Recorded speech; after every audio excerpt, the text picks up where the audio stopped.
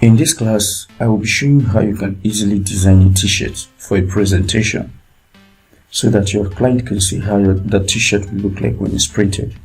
Let me use CorelDRAW.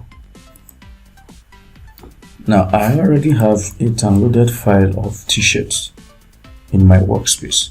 All I have to do is bring the logo that we've been using here and I will paste. This is the front of the shirt. I have to paste my logo here.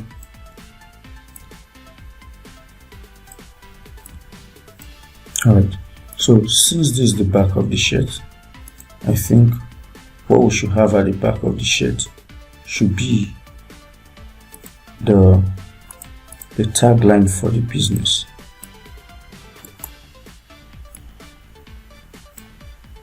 It can be at the bottom here of the shirt or be at the neck, the back. We make it white. So placing on a t-shirt is this easy. You get? Is this very easy?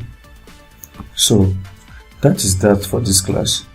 All you can do now, after you are done placing the logo on the t-shirt like this, you can export and deliver to your client so that they can see your great work. Thank you. This is the end of this class.